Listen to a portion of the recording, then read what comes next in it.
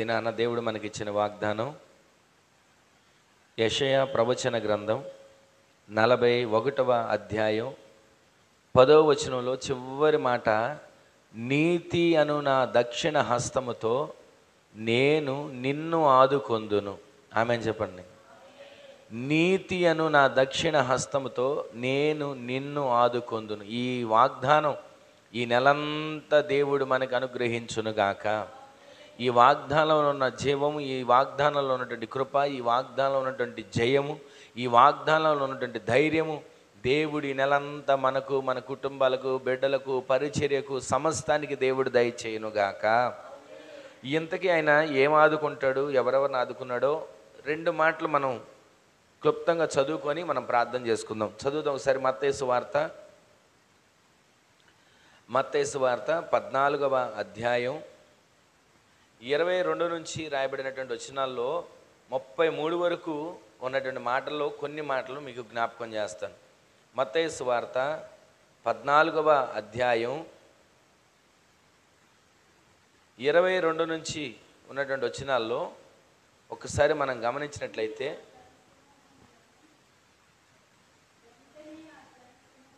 వెంటనే ఆ జన సమూహములను తానే పంపివేయునంతలో తన శిష్యులు దోణి ఎక్కి తనకంటే ముందుగా అద్దరికి వెళ్ళవలెనని ఆయన వారిని బలవంతం చేశాను. ఇక్కడ ఈ మాటలు మనం గమనించినట్లయితే మూలవాక్యంలో దేవుడు వాగ్దానంగా మనతో మాట్లాడుతున్నాడు. నీతి అనే నా దక్షిణ హస్తంతో నేను నిన్ను ఆదుకుంటా. నా చాచిన చేతితో నేను నిన్ను ఆదుకుంటా. పరాక్రమశాలిగా నేను నిన్ను ఆదుకుంటా. ఈ నెలంతా నేను నిన్ను ఆదుకుంటా. ఈ నెలంతా నేను నీకు తోడై ఉంటా. ఈ నెలంతా నేను నీకు కావలిగా ఉంటా. ఈ నెలంతా నేను నీకు కంచెగా ఉంటా. ఈ నెలంతా కూడా కృపగలిగిన బాహువుని నీ కొరకు నేను చాపి నా బాహువు నీడలో నేను నిన్ను భద్రపరుస్తా. దేవుడు మాట్లాడుతున్న మాట, ఇంతకాలం వారు ఆదుకుంటారు, వీరు ఆదుకుంటారు, వారు సహాయం చేస్తారు, వీరు సహాయం చేస్తారు, వారు తోడుంటారు, వీరు తోడుంటారని ఈ లోకంలో ఉన్న ప్రతి దాని కోసం ఎదురు చూసి, ఈ లోకంలో ఉన్న ప్రతి దాని కోసం ప్రయాసలు పడి, ఈ లోకంలో ఉన్న ప్రతి దాని కోసం ఎన్నో ప్రయత్నాలు చేసి సఫలం అవుతుందని ఎదురు చూస్తే విఫలమైన పరిస్థితులు మన కన్నుల ముందు ఉన్నాయి. కానీ ఈ ఉదయకాలం దేవుడు మాట్లాడుతున్నాడు, నీతి అనే నా దక్షిణ హస్తం ఇక మీదట నీకు తోడుగా ఉండబోతుందని, నీతి అనే నా దక్షిణ హస్తం నిన్ను నడిపించబోతుందని, నీతి అనే నా దక్షిణ హస్తం నిన్ను ఆదుకోబోతుందని ఆయన మాట్లాడుతున్నాడు.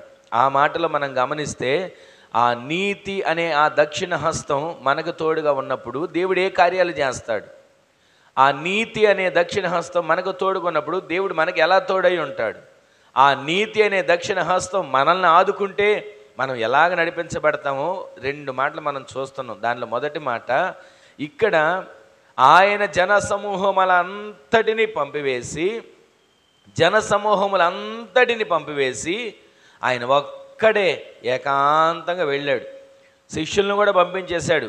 అద్దరికి వెళ్ళండి, దోణి ఎక్కండి, మీరు ప్రయాణం చేయండి, నేను వచ్చి మీలో కలుసుకుంటా.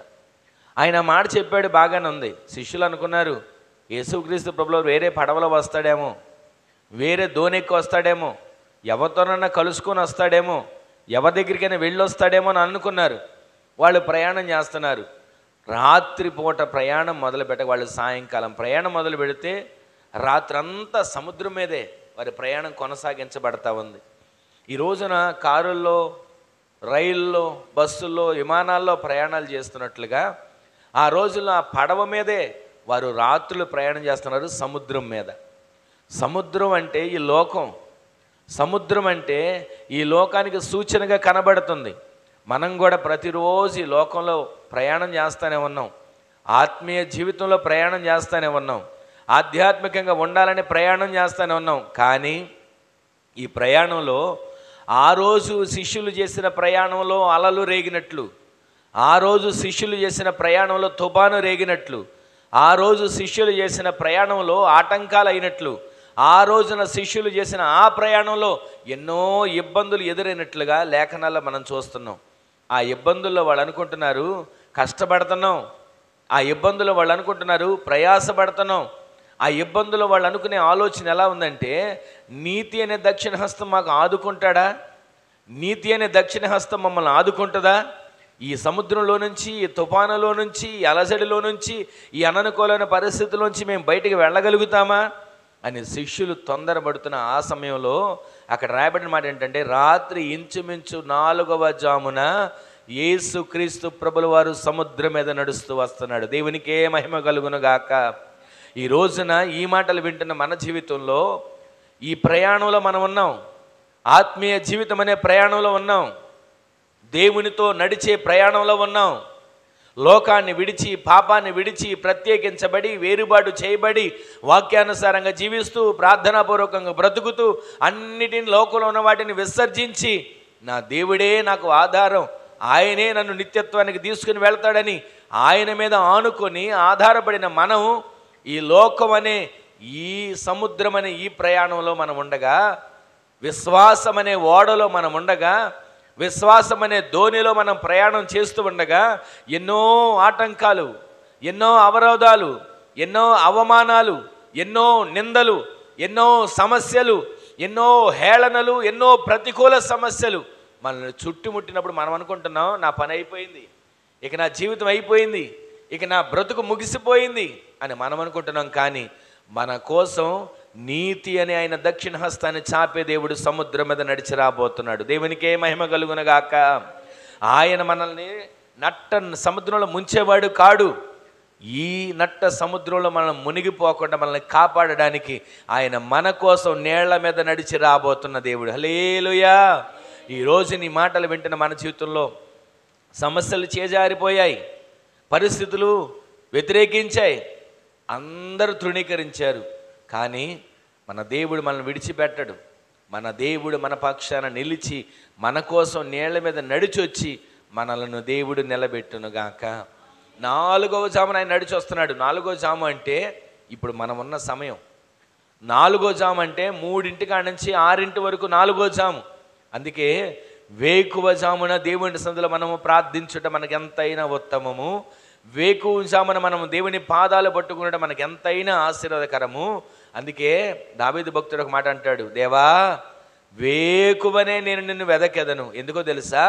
నీ బలమును, నీ ప్రభావమును చూడాలని నా ప్రాణము ఎంతో ఆశపడతా ఉంది, సొమ్మసిల్లుతా ఉంది.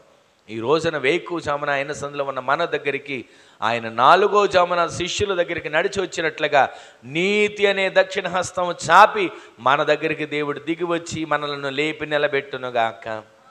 ఇంతకీ అక్కడికి దేనికి వచ్చాడంటే, సముద్రం మీద ప్రయాణం చేస్తున్నారు, అలలు వచ్చి కొడుతున్నాయి. సముద్రం మీద ప్రయాణం చేస్తున్నారు, గాలి వచ్చి కొడుతుంది. సముద్రం మీద ప్రయాణం చేస్తున్నారు, నీళ్లు ఎగసెగసి పడుతున్నాయి. ఇక వాళ్ళు మన పరిస్థితి అయిపోయిందిరా అని అనుకునే లోపే యేసుక్రీస్తు ప్రభుల వారు అల్లంత దూరాన నీటి మీద నడిచి వస్తూ ఉన్నప్పుడే వీళ్ళు ఏమనుకోవాలి? మన బోధకుడు వచ్చాడు, ఇక మనకు భయం లేదు. మన ప్రభువు వచ్చాడు, ఇక మనకు ఆందోళన లేదు. మన దేవుడు మనతో ఉన్నాడు, ఇక మనం ఏ విషయంలో తొందరపడక్కర్లేదు. ఆయన హస్తము చాపుతాడు, ఈ జలరాశుల్లో నుంచి మనల్ని లేపుతాడని అనుకోవాలి. కానీ వాళ్ళు అనుకున్నది ఏంటో తెలుసా? వెంటనే ఆయన చూసి భూతం వచ్చింది అని కేకలు వేస్తున్నారు. వెంటనే ఆయన అన్నాడు, ఇదిగో నేను భూతాన్ని కాదు, భూతానికి ఈ కాళ్ళు చేతులు ఎలా ఉంటాయో చూడండి అని ఆనవాళ్ళు చూపిస్తే అన్నీ చూసిన తర్వాత అప్పుడు యేసుక్రీస్తు ప్రభుల వారు అని అనుకొని ఆయన దగ్గరికి వస్తుండగా వెంటనే పేతురు గారు ఒక మాట అంటాడు, అయ్యా నీవే యేసు అయితే, నీవే మా బోధకుడు అయితే, నీవే మా దేవుడు అయితే, ఇదిగో నీవు నీళ్ల మీద నడిచినట్లుగా నేను కూడా నడుస్తాను, నాకు అవకాశం ఇవ్వవా అని అన్నాడు. వెంటనే యేసుక్రీస్తు ప్రభువు సరేరా అని ఆ మాట చెప్పగానే పడవ దిగాడు, నీళ్ల మీద అడుగు వేశాడు. వాస్తవంగా నీళ్ల మీద పడవలోంచి అడుగు తీసి వేయగానే మునిగిపోతారు, కాళ్ళు నీటిలో మునిగిపోతుంది. కానీ ఎదురుగా యేసయ్య ఉన్నాడు గనక, ఆయనే పిలిచి రమ్మన్నాడు గనక ఆ నీటిలో వేసిన కాలు మునిగిపోక నేల మీద నడిచినట్లుగా యేసుక్రీస్తు ప్రభుల వారు ఏ విధంగా నేల మీద నడుస్తూ వచ్చారు, ఆ నీళ్ల మీద నడుస్తూ వచ్చారు, నేల మీద నడిచినట్లుగా పేతురు కూడా అదే విధంగా నడుస్తూ యేసయ్య ముఖాన్ని చూస్తూ అడుగులు ముందుకు వేశాడు. దేవునికే మహిమ కలుగునుగాక. ఇక్కడ నేను మీకు జ్ఞాపకం చేసే ఒక మాట ఏంటంటే, యేసయ్యను చూస్తూ అడుగులు వేశాడు, మునిగిపోలా. యేసయ్యను చూస్తూ ప్రయాణం ప్రారంభించాడు. ఎక్కడ ఇబ్బంది కలగల. యేసయ్యను చూస్తూ పడవలో ఉన్న కాలు తీసి నేల మీద పెడితే నేల మీద పెట్టినట్లుగా నడవడం ప్రారంభించాడు. ఏ మాత్రం భయం కలగల. కానీ ఎప్పుడైతే తనలో ఒక ఆలోచన వచ్చింది, నేనా నేల మీద నడిచేది, నేనా సముద్రం మీద నడిచేది, సముద్ర బలం ఏంటి, నా పరిస్థితి ఏంటి, ఒక్క నిమిషంలో మునిగిపోవలసిన వాడినే ఎలా నేల మీద నడుస్తున్నానని అడ్డు సముద్రాన్ని చూశాడు. చుట్టూ నీళ్లు పొంగుతున్నట్లుగా కనబడుతున్నాయి, చుట్టూ నీళ్లు ఎగసిపడుతున్నట్లుగా కనబడుతున్నాయి. ఒక్కసారిగా ఆ నీటిని చూసి ఇక తన మనసులో భయం మొదలైంది. ఆ భయం మొదలవగానే పేతురు నీటిలో మునిగిపోవడం మొదలుపెట్టాడు. ఈ రోజున మనం దేవుని వైపు చూసినంతసేపు ఎన్ని సుడిగాలులు వచ్చినా, ఎన్ని అలలు ఎగసి పడినా, ఎన్ని తుఫానులు వచ్చినా, ఎన్ని సమస్యలు వచ్చినా ఏ విషయంలో కూడా మనం కృంగిపోని అవసరం లేదు, తొందరపడ అవసరం లేదు. ఆ పరిస్థితి మనకు ఎక్కడ కనబడదు. ఎప్పుడైతే సమస్యలను చూస్తామో, ఎప్పుడైతే అపజయాలను చూస్తామో, ఎప్పుడైతే ఆటంకాలను చూస్తామో, ఎప్పుడైతే మన వల్ల కాదు అని అనుకుంటామో అప్పుడు మనం మునిగిపోతున్న పరిస్థితులకు వెళ్ళిపోతున్నాం. కానీ దేవుడు మాత్రం విడిచిపెట్టక పేతురుని వెంటనే వెళ్ళి చెయ్యి పట్టుకుని పైకి లేపాడు. దేవునికే మహిమ కలుగును గాక. ఈ రోజున ఈ మాటలు వింటున్న మన జీవితంలో నీతి అనే నా దక్షిణ హస్తం ఇక మీదట నిన్ను ఆదుకుంటుంది, నీతి అనే నా దక్షిణ హస్తం నిన్ను ఆదుకోబోతుంది అని దేవుడు మాట్లాడుతున్నాడే. ఈ మాటలు వింటున్న మన జీవితంలో ఎన్నిసార్లు పేతురులాగా సముద్రాన్ని చూస్తున్నాం, ఎన్నిసార్లు పేతురులాగా అలలను చూస్తున్నాం, ఎన్నిసార్లు పేతురులాగా ఆ నీటి తాకిడిని చూసి మునిగిపోయే పరిస్థితులకు వెళ్తున్నాం. ఈ ఉదయకాలం దేవుడు మాట్లాడుతున్నాడు, నేను నీతి అనే నా దక్షిణ హస్తాన్ని నీ కొరకు చాపుతున్నా, నీతి అనే నా దక్షిణ హస్తాన్ని నీ కొరకు నేను ఈ రోజు నుంచి చాపుతున్నా, ఈ నెల నుంచి చాపుతున్నా. నీవు ఇక ఎన్నడూ మునిగిపోవాల్సిన పని లేదని ఆయన మనతో మాట్లాడుతుండగా, ఆయన నీటిలో నుంచి మనల్ని ఆదుకోవడానికి దిగి వచ్చాడు. ఆయన దిగి వచ్చిన దేవుడు ప్రతి దినము కూడా ఆయన దక్షిణ హస్తం చాపి మనల్ని బలపరచునుగాక. ఈ రోజున ఈ మాటలు వింటున్న మన జీవితంలో పేతురుని ఆదుకున్నాడు నీతి అనే దక్షిణ హస్తంతో. ఇంకొక వ్యక్తిని మీకు చూపిస్తాను చూడండి. ఆదికాండం 21వ అధ్యాయం, 21వ అధ్యాయంలో, ఆదికాండం 21వ అధ్యాయం 14 నుంచి 20 వచనాల్లో రాయబడిన మాటల్లో ఒకసారి మనం గమనించినట్లయితే ఆ 14వ వచనం నుంచి రాయబడిన మాటలో ఏముందంటే, కాబట్టి తెల్లవారినప్పుడు అబ్రాహాము లేచి ఆహారమును నీళ్ల తిత్తిని తీసుకొని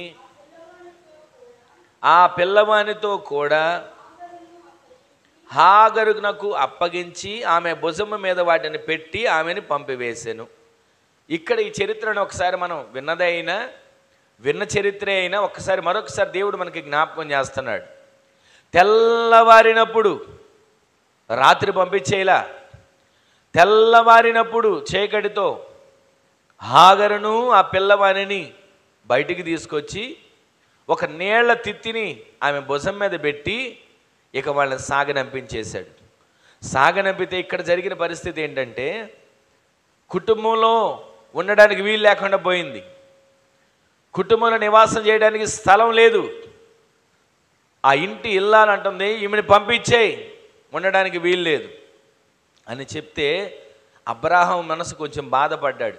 పైన వచనాల్లో మనం చదివితే తర్వాత మనకు అర్థమవుతుంది.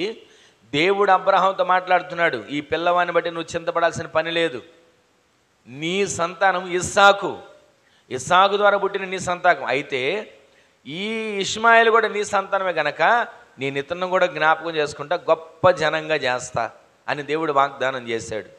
ఆ వాగ్దానం ప్రకారంగా దేవుడు ఆశీర్వదించాడు. అయితే దానికి ముందు జరిగిన కొంత చరిత్ర ఏంటంటే, వీళ్ళిద్దరూ ప్రయాణమై అరణ్యంలో, అక్కడ రాయబడింది అరణ్యంలో వాళ్ళు ప్రయాణం చేస్తున్నారు.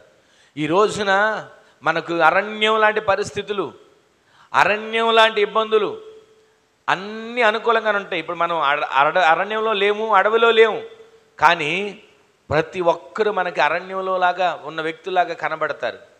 అరణ్యంలో మృగాలు ఉంటాయి, అరణ్యంలో హాని చేసే జంతువులు ఉంటాయి, అరణ్యంలో మన ప్రాణాలు తీసేటువంటి పరిస్థితులు ఉంటాయి.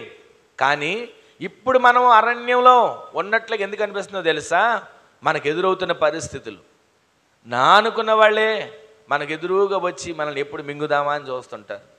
ఎన్నో రీతులుగా మన సమస్యలు, మనకున్నటువంటి అవసరతలు, మనకున్నటువంటి బాధలు, మనకున్నటువంటి సమస్యలు మనకి ఒక అరణ్యంలాగా కనబడుతుంటాయి. కానీ ఈ అరణ్యంలో ఈ హాగరు, ఇష్మాయేలు ప్రయాణం చేస్తూ వెళ్తున్న ఈ సందర్భంలో వాళ్ళు తెచ్చుకున్న నీళ్ల తిత్తి భుజాన మోసుకుని వెళ్తున్నారు. ఇక్కడ నేను మీకు జ్ఞాపకం చేసే ఒక మాట ఏంటంటే, వాళ్ళు తెచ్చుకున్న నీళ్ల తిత్తి ఆ నీళ్లు ఉన్నంతసేపు దేవుని వైపు చూడాల, ఆ నీళ్లు ఉన్నంతసేపు దేవుని మీద ఆధారపడాల. ఆ నీళ్లు వారి భుజాల మీద ఉండి దాహమైనప్పుడల్లా దించుకుంటున్నారు, తలా గుక్కుడు తాగుతున్నారు, ప్రయాణం మొదలు పెడుతున్నారు. మరలా కొంతసేపు ప్రయాణం చేసిన తర్వాత మరలా దాహం వేస్తే మరలా ఆ భుజం మీద ఉన్నటువంటి తిత్తిని, నీళ్ల తిత్తిని దించుకుంటున్నారు, తలా గుక్కుడు తాగుతున్నారు, బయలుదేరుతున్నారు. నీళ్ళన్నీ అయిపోయినాయి, ఆగుతున్నారు, తాగుతున్నారు, ఆగుతున్నారు, తాగుతున్నారు. అలా ప్రయాణం కొనసాగిస్తుండగా అసలే అరణ్యం. ఆ పరిస్థితిలో వాళ్ళ దగ్గర దాహం ఎక్కువైపోయి, ఒక మాట మీకు చెప్పనా, కరువులోనే ఆకలి ఎక్కువ అవుతుందంట. ప్రతి ఒక్కరికి కూడా కరువులో, లోకంలో సామెత ఉంటుంది కదా, దరిద్రుడికి ఆకలి ఎక్కువ. కరువులోనే మనకు అన్నీ కావాలనిపిస్తాయి, కరువులోనే అన్నీ కూడా మనకి తినాలనిపిస్తుంది, ఉండాలనిపిస్తుంది, చేయాలనిపిస్తుంది. అయితే ఇక్కడ కలిగిన పరిస్థితి ఏంటంటే, వాళ్ళకు ఉన్నదే కొంచెం నీళ్లు, జాగ్రత్తగా వాడుకోవాలి. ఆగుతున్నారు, అలసట వచ్చినప్పుడల్లా తాగుతున్నారు, మొహం కడుక్కున్నారో లేదన్నా తాగుతున్నారో, ఏది చేస్తున్నారో మొత్తానికి నీళ్ల తిత్తులో నీళ్ళు అయిపోయినాయి. నీళ్ల తిత్తులో నీళ్ళు అయిపోయినాక అప్పుడు పిల్లడు అడుగుతున్నాడు, మరలా నాకు నీళ్లు కావాలని. ఇక ఆ పరిస్థితుల్లో తల్లి చేసేది ఏమి లేక, ఇక నీళ్లు లేవు, కాసేపు మేము చచ్చిపోతాం, ఇక్కడెక్కడ నీళ్లు దొరకో, మా పరిస్థితి అయిపోయింది, తెచ్చుకునే మార్గం లేదు, ఇచ్చేవాళ్ళు లేరు, చూసేవాళ్ళు లేరు, పట్టించుకునేవాళ్ళు లేరు, ఇక మా పరిస్థితి అయిపోయింది, ఈ అరణ్యంలో చావే మాకు గతి, ఈ అరణ్యంలో మేము చనిపోవడమే మా జీవితం అయిపోయిందని అనుకొని, ఇక పిల్లవాడు చావు నా కళతో నేను చూడలేను అనుకుని నీళ్ల తిత్తును ఒక పక్కన పడేసి ఎత్తి పిల్లడిని ఒక పొదలో పడేసింది. పడేయగానే ఇక్కడ దేవుడు చేసిన ఒక గొప్ప కార్యం ఏంటంటే, ఆదుకునే దేవుడు. నీతి అనే నా దక్షిణ హస్తంతో నిన్ను ఆదుకుంటానన్న దేవుడు వదిలిపెట్టడు. నీతి అనే నా దక్షిణ హస్తంతో నేను నిన్ను ఆదుకుంటానన్న దేవుడు విడిచిపెట్టడు. నీతి అనే నా దక్షిణ హస్తంతో నిన్ను ఆదుకుంటానన్నాడే, మాట తప్పేవాడు కాడు. మనిషి అయితే మాట తప్పుతాడు, వాగ్దానం చేసిన మనిషి మాట తప్పుతాడు, కానీ వాగ్దానం చేసిన దేవుడు ఏనాడు మాట తప్పుటకు ఆయన నరుడు కాడు. ఈ ఉదయకాలం దేవుడు మనతో మాట్లాడుతున్నాడు. ఆ నీళ్ల తిత్తి అయిపోయిన తర్వాత వాళ్ళు దేవుని వైపు చూస్తే అప్పుడు ఏడవడం మొదలు పెడుతున్నారు, అప్పుడు మొర్ర పెట్టడం మొదలు పెడుతున్నారు, అప్పుడు కన్నీరు గార్చడం మొదలు పెడుతున్నారు, అప్పుడు దుఃఖించడం మొదలు పెడుతున్నారు, అప్పుడు రోధించడం మొదలు పెడుతున్నారు. మనం కూడా కొన్నిసార్లు అన్నీ అనుకూలంగా ఉన్నప్పుడు ప్రార్థన చేయలేరు. అన్నీ అనుకూలంగా ఉంటే ప్రార్థన ఎందుకు? ఆరోగ్యం బాగుంటే ప్రార్థన ఎందుకు? అప్పులు లేకుండా ఉంటే ప్రార్థన ఎందుకు? సమస్యలు లేనప్పుడు ప్రార్థన ఎందుకు? ఆరోగ్యం సరిగా ఉండి, కుటుంబం సవ్యంగా ఉండి, పిల్లలు ఉన్నతమైన స్థితిలో ఉన్నప్పుడు ఇక ప్రార్థన ఎందుకు అని పిల్లలను చూసుకునో, డబ్బును చూసుకునో, ఉద్యోగాన్ని చూసుకునో, ఆస్తిని చూసుకునో, అంతస్తులను చూసుకునో కొన్నిసార్లు దేవుని కూడా నిరాకరించే వారిగా ఉంటారు. కానీ ఇక్కడ నీళ్ల తిత్తి ఉన్నంత వరకు వాళ్ళు దేవుని వైపు చూడాల. నీళ్ల తిత్తి ఉన్నంత వరకు ప్రార్థన చేసినట్లు ఎక్కడ కనపడలా. నీళ్ల తిత్తి నీళ్లు, దానిలో నీళ్లు ఉన్నంత వరకు దేవుని మీద ఆధారపడినట్లుగా ఎక్కడ రాయబడలా. అన్నీ అయిపోయిన తర్వాత, పరిస్థితులు దాటిపోయిన తర్వాత, ఇక డాక్టర్ గారు మా వల్ల కాదు అన్న తర్వాత, రోగం ముదిరిన తర్వాత, ఇక అప్పులు వాళ్ళు వచ్చి మీద పడిన తర్వాత, పరిస్థితులన్నీ చేజారిపోయిన తర్వాత అప్పుడు ప్రార్థన ప్రార్థన ప్రార్థన అని ప్రార్థన చేస్తుంటాం. కానీ అప్పుడు చేసిన మన దేవుడు కనికర స్వరూపుడు గనక విడిచిపెట్టక హాగరిని చూశాడు, చిన్నవారిని చూశాడు. నీతి అనే దక్షిణ హస్తముతో ఆదుకోవడానికి వారి మధ్యలోకి దేవుడు దిగి వచ్చాడు. దేవునికే మహిమ కలుగును గాక. వారి మధ్యలోకి దేవుడు దిగి వచ్చాడు. దేవునికే మహిమ కలుగును గాక. ఈ రోజున ఏ సమస్యలో ఉన్నాం, ఏ కన్నీరులో ఉన్నాం, 6 నెలలు గడిచిపోయాయి. 6 నెలల పాటు ఎన్ని సమస్యలు ఎదుర్కొన్నాం, 6 నెలల పాటు ఎన్ని కష్టాలు, ఎన్ని కన్నీళ్లు, ఎన్ని అవమానాలు, ఎన్ని నిందలు ఎదుర్కొన్నాం. ఇప్పటి వరకు అనుకుంటున్నాం, నా కష్టం ఏదో నేను పడుతున్నా, నా శ్రమ ఏదో నేను పడుతున్నా, నా ఇబ్బంది ఏదో నేను పడుతున్నా, నా అవమానాలు ఏదో నేను పడుతున్నా. కానీ 7వ నెల నుంచి దేవుడు నీతి అనే దక్షిణ హస్తంతో ఆదుకునే దేవునిగా మన మధ్యన ప్రత్యక్షమవునుగాక. మన పరిచర్యలో ప్రత్యక్షమవునుగాక, మన సంఘములో ప్రత్యక్షమవునుగాక, మన కుటుంబాలలో దేవుడు ప్రత్యక్షమవునుగాక. ఆయన నీతి అనే దక్షిణ హస్తముతో మనల్ని ఆదుకుంటే అరణ్యంలో ఉన్నా వచ్చి ఆదుకుంటాడు, సముద్రంలో ఉన్నా వచ్చి ఆదుకుంటాడు. ఆదుకున్న దేవుడు వెంటనే అక్కడికి వచ్చి వాళ్ళతో మాట్లాడడం మొదలుపెట్టాడు. అంటాడు, ఇదిగో అక్కడే ఉంది ఓట, అక్కడే ఉంది ఓట. ఆ ఓట దగ్గరికి వెళ్ళి మీ దప్పిక తీర్చుకొని, మీ దాహం తీసుకుని, మీ ప్రాణాలు నిలబెట్టుకోండి. ఈ రోజున పేతురును నీళ్లలో మునిగిపోతున్న సమయంలో లేపిన దేవుడు, ఆదుకున్న దేవుడు. ఇక్కడ హాగరును ఇష్మాయిలును నీళ్ల తిత్తులో నీళ్ళు అయిపోయి దాహం చేత గొంతు ఎండిపోయి ఇక మా పరిస్థితి అయిపోయిందన్న ఆ సమయంలో ఎక్కడో లేదు ఓట, అక్కడ బైబిల్లో రాయబడి ఉంది అక్కడే ఉంది నీటి ఓట. అంటే అప్పటి వరకు కళ్ళు తెరవలేకపోయినాయి, అప్పటి వరకు కంటికి కనబడలా. ఎప్పుడైతే దేవుడు వచ్చి నీతి అనే దక్షిణ హస్తంతో ఆదుకున్నాడో అక్కడే నీటి ఓట ఉండి ఆ నీటి ఓట ద్వారా వారి ప్రాణము తెప్పరిల్లి వారు దేవుని స్తుతించడం మొదలుపెట్టారు. ఈ రోజు నీ మాటలు వింటున్న మన జీవితంలో ఇప్పటివరకు ఇద్దరు చరిత్ర విన్నాం కదా. ఈ మూడవది ఎవరిని ఆదుకుంటాడో ఈ మాట మీకు చూపించి నేను ముగిస్తా. చూడండి, కీర్తనల గ్రంథం 55వ కీర్తన 22వ వచనంలో మనకందరికి తెలిసిన మాటే, కంఠస్థం ఉన్న మాటే. ఏమని రాయబడి ఉంటుంది అక్కడ? నీ భారము యెహోవా మీద మోపుము, ఆయనే నిన్ను ఆదుకుంటాడు. ఈ రోజున వారిని ఎవరినో ఆదుకున్నాను, వీరిని ఎవరినో ఆదుకున్నాను, వారిని పట్టించుకున్నాను, వీరిని పట్టించుకున్నాను కాదు. ఆయన నీ భారం ఆయన మీద నీవు మోపితే, నేను మోపితే ఆయన నిన్ను ఆదుకుంటాడు. ఆమెను చెప్పండి గట్టిగా. ఆయన నన్ను ఆదుకుంటాడు. ఆమెను చెప్పండి గట్టిగా. ఆయన మనలను ఆదుకుంటాడు. ఈరోజు నీ మాటలు వింటున్న మన జీవితంలో ఆయన మనల్ని ఆదుకునేటట్లుగా, నిన్ను ఆదుకునేటట్లుగా, నన్ను ఆదుకునేటట్లుగా, మనలను ఆదుకునేటట్లుగా, నా భారం నేనే మోసుకుంటానండి, నా భారం నేనే పడతానండి, నా ఇబ్బందులు నేనే పడతానండి, నా సమస్యలు నేనే తీర్చుకుంటానండి, నాకున్న సమస్య నుంచి నేనే ఏదో కిందకి బయటికి చేరతానండి కాదు. మన భారము ఆయన మీద మోపి మన సమస్యల్లో నుంచి మనము జయాన్ని చూచేటట్లు దేవుడే సహాయం చేయునుగాక. ఎప్పుడు చేస్తాడో అదే కీర్తనలో 63వ కీర్తన ఒక మాట చూడండి, 8వ వచనంలో. తొందరగా 63వ కీర్తన 8వ వచనంలో రాయబడిన మాట. నా ప్రాణము నిన్ను అంటి వెంబడించుచున్నది, నీ కుడి చెయ్యి నన్ను ఆదుకొనుచున్నది. హల్లెలూయా.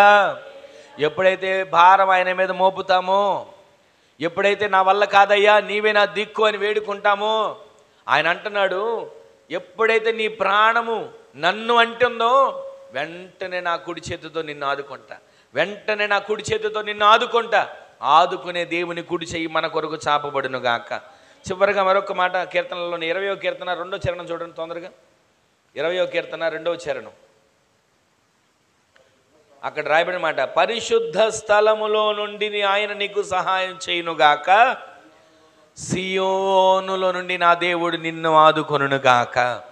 ఈరోజు నీ మాటలు వింటున్న మన జీవితంలో ఆదుకునే దేవుడు, నీతి అనే దక్షిణ హస్తంతో ఆదుకునే దేవుడు, నీతి అనే దక్షిణ హస్తంతో మనల్ని ఆదుకొని నడిపించే దేవుడు. మొట్టమొదటిది జలరాశులలో మునిగిపోతున్న పేతురును ఆదుకున్నాడు. రెండవది అరణ్యంలో అల్లాడిపోతున్న హాగరును ఇష్మాయిల్ను ఆదుకున్నాడు. మూడవదిగా మనల్ని ఆదుకోవడానికి ఆయన దిగి వచ్చాడు. దేనికో తెలుసా? ఒకప్పుడు నేను వాళ్ళకి ఇది చేసా, ఒకప్పుడు నేను వాళ్ళ దగ్గర అది చేశాను చెప్పడం కాదు. మనల్ని ఆదుకునే దేవుడు మన కోసం దిగి వచ్చి మనల్ని నిత్యము కూడా బలపరిచి ఆదుకుని నడిపించునుగాక. హాగరును ఆదుకున్నాడు, ఇష్మాయిల్ను ఆదుకున్నాడు, పేతురును ఆదుకున్నాడు గాడు. ఆయన అంటున్నాడు నీ భారం యెహోవా మీద మోపు, ఆయనే నిన్ను ఆదుకుంటాడు. ఇందాక చదివాం కదా, ఆయన కుడి చేతితో మనల్ని ఆదుకోబోతున్నాడు. ఇక్కడ చదువుతున్నాం కదా, పరిశుద్ధ స్థలములో నుంచి ఆయన సహాయం చేయడానికి వస్తున్నాడు. సియోనులోని నా దేవుడు ఆదుకోవడానికి మన మధ్యకి దిగి వచ్చాడు. గట్టిగా ఆమెను చెప్దాం. ఆయన ఆదుకునే దేవుడు. ప్రతి క్షణం మనల్ని, మన కుటుంబాన్ని చెయ్యి విడవక ఆదుకుంటాడు. అయితే మనము మన భారము మనమే మోస్తున్నామని కాక ఆయన మీద మనం భారాన్ని మోపి ఆయన సన్నిధిలో మనం ప్రతిదినము కూడా అయ్యా ఆదుకోవా, నన్ను ఆదుకోవా అని దేవుని సన్నిధిలో వేడుకొని ఆయనను ఆదుకునేటట్లుగా మనం కోరుకునే వారిగా మార్చబడాలి. ఆ విధమైన కృప దేవుడు మనకు దయచేయునుగాక. నీతి అనే దక్షిణ హస్తంతో ఆయన నిన్ను ఆదుకొనుగాక, నిన్ను ఆదుకొనుగాక. ఈరోజు నీ మాటలు వింటున్న మన జీవితంలో ఒక్క క్షణం ఆదుకునే దేవుడు మన ముందుండగా, ఆదుకునే దేవుడు మన కన్నుల ముందుండగా ఒక్క క్షణం ఒక చిన్న ప్రార్థన చేసుకుందాం. అందరూ కూడా కన్నులు మూసుకొని మోకరించండి. ఒక చిన్న ప్రార్థన చేసుకుందాం. అందరూ కూడా మోకరించండి. ఒక చిన్న ప్రార్థన చేసుకుందాం. ఆదుకునే దేవుని సన్నిధిలో, అవసరతలు తీర్చే దేవుని సన్నిధిలో, మర్ర పెట్టగా నేనున్నాను అని ఉత్తరం ఇచ్చే దేవుని సన్నిధిలో ఒక చిన్న ప్రార్థన చేసుకోండి. ఆదుకునేవాడా, హక్కును చేర్చుకునేవాడా, praise thee, praise thee, praise thee, praise thee, praise thee. నీతి అను నా దక్షిణ హస్తంతో నేను నిన్ను ఆదుకుంటాను. నీతి అనే నా దక్షిణ హస్తంతో నేను నిన్ను ఆదుకుంటాను. ఎవరు ఆదుకునేవారు లేరు అనుకుంటున్నారు. నన్ను పట్టించుకునేవారు లేరు అనుకుంటున్నారు. ఇక నా బ్రతుకు, నా పని అయిపోయిందని అనుకుంటున్నారు. నేను ఆదుకోవడానికి మీ మధ్యకు దిగి వచ్చాను. నేను ఆదుకోవడానికి మీ మధ్యన సంచరిస్తున్నాను. Praise thee, praise thee, praise thee, praise thee. ప్రార్థన చేసుకోండి. ఆదుకునేవాడా, నన్ను ఆదుకునేవాడా, నా కుటుంబాన్ని ఆదుకునేవాడా, నా బిడ్డలను ఆదుకునేవాడా, నా పరిచర్యను ఆదుకునేవాడా, జలరాశులలో మునిగిపోతున్న, సముద్రంలో మునిగిపోతున్న పేతురును ఆదుకుని లేపినవాడా, అరణ్యంలో హాగరును ఇష్మాయేలును ఆదుకుని లేపినవాడా,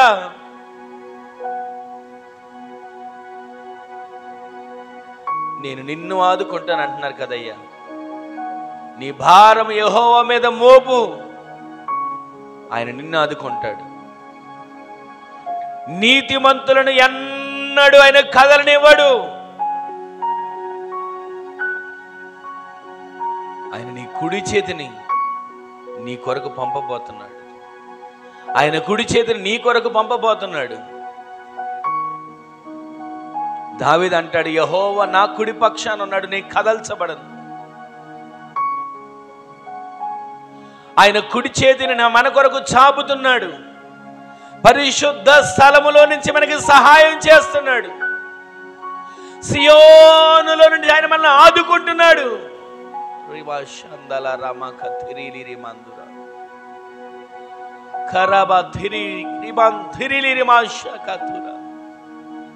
ఆదుకునేవాడా,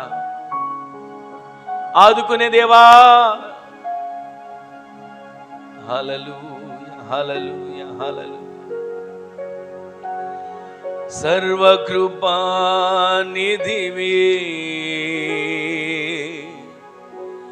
సంపదల ఘనివి,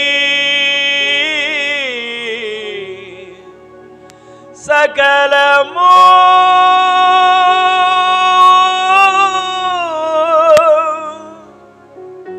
సకలము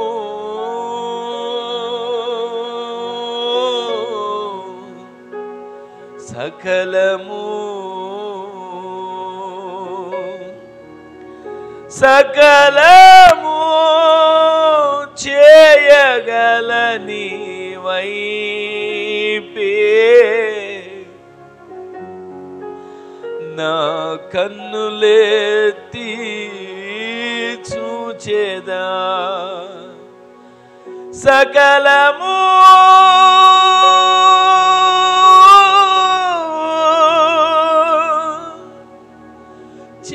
చేయగలని వైపే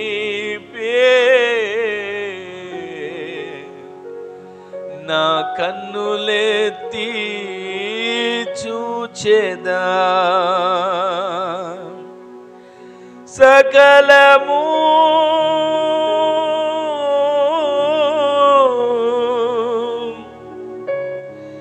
సకలము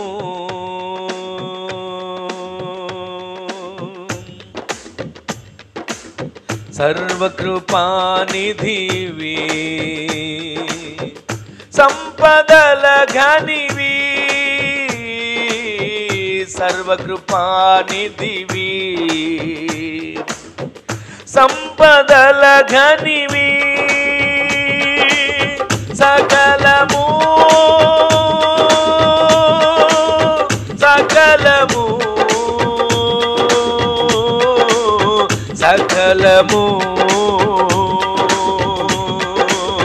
సకలము చేయగలని వైపేనా కన్నులేతి చూచెదా, సకలము చేయగలని వైపేనా కన్నులేతి చూచెదా, కొండల వైపు నా కన్నులేతి కొదువతో నేను కుమిలెదనా, కొదువతో నేను కుమిలెదనా, కొదువతో నేను కుమిలెదనా, కొదువతో నేను కుమిలెదనా, నిత్యము కదలని సియోను కొండపై, నిత్యము కదలని యేసయ్యా సియోను కొండపై, యేసయ్యా యేసయ్యా యేసయ్యా యేసయ్యా నీదు ముఖము చూచుచు పరవశించి పాడేదా, యేసయ్యా నీదు ముఖము చూచుచు పరవశించి పాడేదా, కలవరపడినే కొండల వైపు నా కన్నులేతుదునా, కొండల వైపు నా కన్నులేతి కొదువతో నేను కుమిలెదనా, కొదువతో నేను కుమిలెదనా, నీవు నాకుండగా నీవే నాండగా, నీవు నాకుండగా నీవే నాండగా, నీవే నా నీవే నా నీవే నా నీవే నా ఆత్మదాము తీర్చిన వెంబడించిన బండవు, నీవే నా ఆత్మదాము తీర్చిన వెంబడించిన బండవు, నీవే నీవే నా ఆరాధన, నీవే నీవే నా ఆరాధన, నీవే నీవే నా ఆరాధన, నీవే నీవే నా ఆరాధన, నీవే నీవే నా ఆరాధన, నీవే నీవే నా ఆరాధన, కలవరపడినే కొండల వైపు నా కన్నులేతుదునా, కొండల వైపు నా కన్నులేతి కొదువతో నేను కుమిలెదనా, అందరు కలిసి పాడదాం, కొదువతో నేను కుమిలెదనా, కలవరపడినే కొండల వైపు నా కన్నులేతుదునా, కొండల వైపు నా కన్నులేతి కొదువతో నేను కుమిలెదనా, కొదువతో నేను కుమిలెదనా, సర్వకృపానిధివి, సంపదల ఘనివి యేసయ్యా, సర్వకృపానిధివి, సంపదల ఘనివి, సకలము సకలము సకలము చేయగలిగిన వాడు, సకలము సకలము చేయగలని వైపేనా కన్నులెత్తి చూచెదా, సకలము చేయగలని వైపేనా కన్నులెత్తి చూచెదా, సకలము చేయగలని వైపేనా కన్నులెత్తి చూచెదా, సకలము సకలము సకలము చేయగలని వైపేనా కన్నులెత్తి చూచెదా, సకలము చేయగలని వైపేనా కన్నులెత్తి చూచెదా, నీవే నీవే నా ఆరాధన, నీవే నీవే నా ఆరాధన, నీకే నీకే నా ఆరాధన, నీకే నీకే నా ఆరాధన, ఆరాధన ఆరాధన ఆరాధన స్తుతి ఆరాధన, ఆరాధన ఆరాధన ఆరాధన స్తుతి ఆరాధన, ఆరాధన ఆరాధన ఆరాధన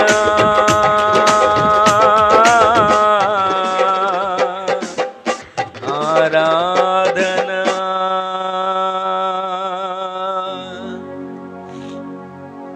సకలము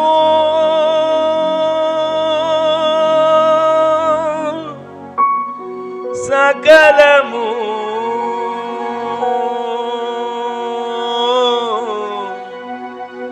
సకలము సకలము చేయగలని వైపేనా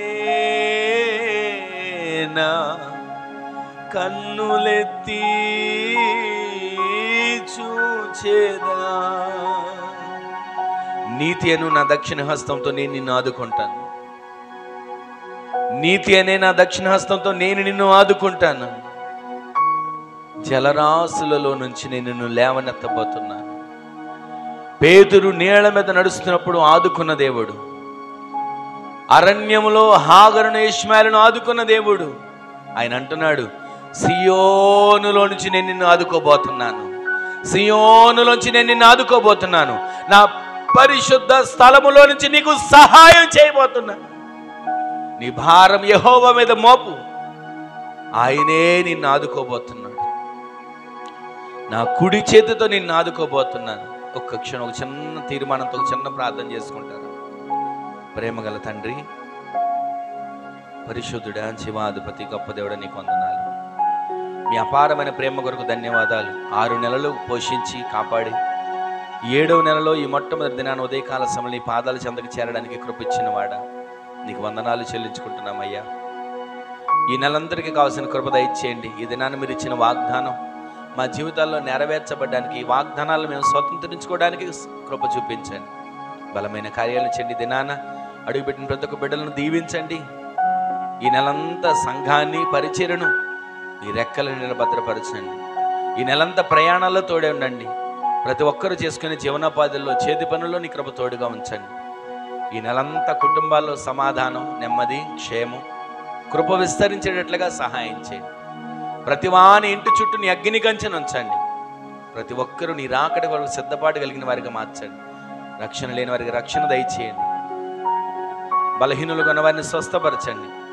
సమస్యలు ఉన్న వారికి సమస్యల నుంచి ఒక విడుదల దయచేయండి. అప్పుల ఊబిల నుంచి లేవనెత్తండి. మీ రక్తాన్ని ప్రోక్షింపచేయండి. కృప చూపి కార్యాలు చేసి మీరు మహిమను పొందుకొనమని ఘనత, మహిమ, ప్రభావాలు మీకు ఆరోపించుకుంటూ ఈ మొదటి తారీఖు నుంచి ప్రతి దినము, ప్రతి క్షణము కనుపాప వలె కంటికి రెప్పలా మీరు కాపాడబోతున్న దేవుడు ఎందుకు వందనాలు చెల్లిస్తూ మహిమ మీకు ఆరోపిస్తూ నజరేయుడైన యేసుక్రీస్తు పరిశుద్ధమైన శక్తిగల నామంలో స్తుతించి ప్రార్థించి అడిగి వేడుకొని పొందుకొని ఉన్నాము తండ్రి. ఆమేన్, ఆమేన్, ఆమేన్. మన తండ్రి అయిన దేవుని యొక్క ప్రేమ, కుమారుడైన ప్రభువైన యేసుక్రీస్తు వారి యొక్క కృప, మహాకనికరం, పరిశుద్ధాత్మ దేవుని యొక్క అన్యోన్య సహవాసమైన సన్నిధి ఇప్పుడును ఎల్లప్పుడూ నిరంతరం మనకును మన వలె ప్రార్థించే సకల పరిశుద్ధులకును కృప సదాకాలం సమృద్ధిగా తోడై ఉండునుగాక. ఆమేన్. హల్లెలూయా, హల్లెలూయా, హల్లెలూయా. అందరికీ వందనాలు. ప్రభు మనలను మన కుటుంబాలను దీవించునుగాక.